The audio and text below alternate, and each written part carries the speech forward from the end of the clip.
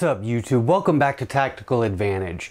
What we're doing today, it's a Saturday afternoon, and I'm just going through some of my guns. I've done a couple range trips the last couple weeks and giving them a clean. And as I was going through, I realized that I haven't really given an update on the AR-15 pistols that I built the last few months. Shortstack was the name of the first series. And I went right behind Shortstack, which was a 7-inch gun, and built a 10-inch gun.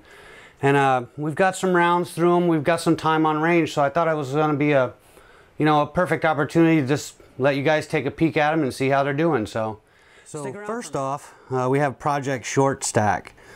This was the first AR-15 pistol I've built. I've built lots and lots of rifles, but this was the first pistol. And really, why I went after a pistol was obviously the new Sig SB15 pistol brace. Beautiful piece of ingenuity right there. But really what we're looking at here, we purposely built this gun to try and be relatively light. So we went with a 7-inch barrel, Yankee Hill machine, diamond rail, put a Burris fast fire on it. And right now we have a set of Troy battle sights on it. Those were sights that were really just lying around, so I decided to use those versus like the mag pulls and try and save an ounce or two. Ergo grip, and nothing really crazy. Obviously the Sig Brace. A couple things I do like about this is with that little fast fire, it works really well on a platform like this, like a little short barreled pistol, a little AR variant. You know, with that short kind of line of sight, it works perfect. The eye relief is good. So if you're used to shooting like mild red dots in like competition pistol or anything, it feels, you know, normal to you. This gun, we've got the Fab Defense magwell grip on both of them actually. Both of them have been stippled. Another thing you might be able to see there is on the receiver itself, I did a little bit of stippling. These are polymer lower receivers, New Frontiers. I've had several of these, never had a problem. Never had a break, never had anything really of any consequence go on. Both guns have the Magpul XTM as the hand stops. And then some cool little covers we got from our friends over at Custom Gun Rails. Good people over there. I really dig these things. You know, I know it's just aesthetic, but it's pretty cool. You know, early on in the build, they hooked us up with an American flag. And also the Tactical Advantage logo for the 10-inch gun.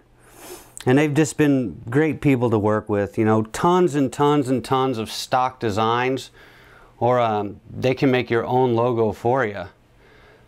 So really nothing extravagant. Has a regular factory trigger in it right now. That's going to change here in a minute. We'll talk about that.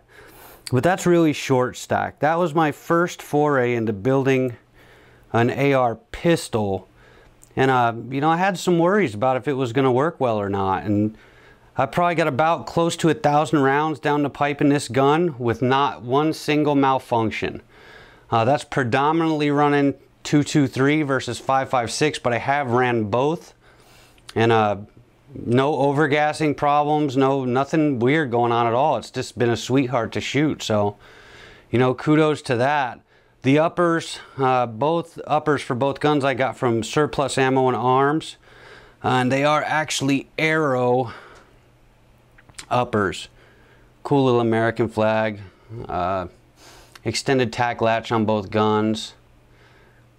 So really cool stuff. Then we'll get into the 10-inch gun, which I built basically soon as I finished building Shortstack.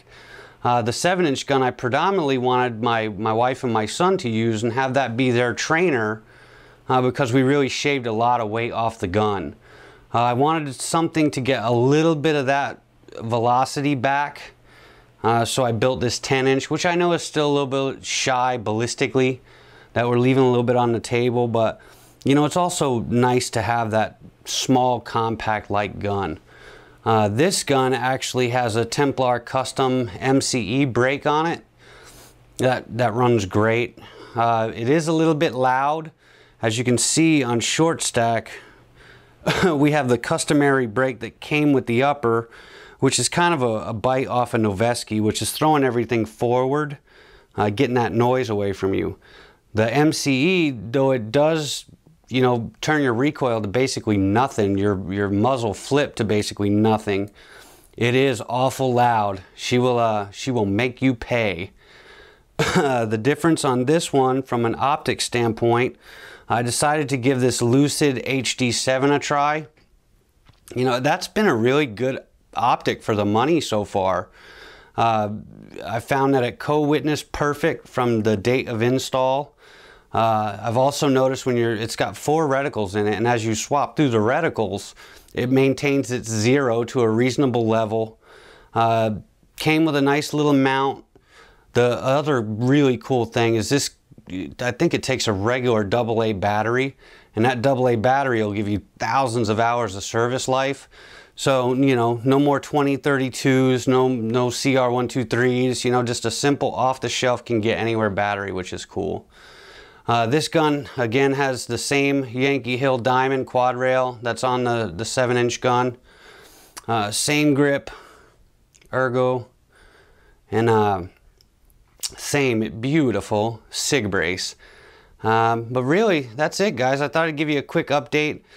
This 10-inch gun's been a little bit more finicky than the 7. Not that it's unreliable, but probably out of about 800, 900 rounds, I've had about 5 or 6 really trying double feeds or failure to ejects, just a little bit goofy. I'm kind of chalking that up to breaking itself in and lube issues. So I haven't formed a judgment on that, whether I think I have an issue, but I don't think I do really. But anyway, those are the Tactical Advantage AR pistols right now. We'll probably end up having a couple more before it's over, but thanks for watching, guys. Any questions about these builds or how they perform or what we did to them, let me know.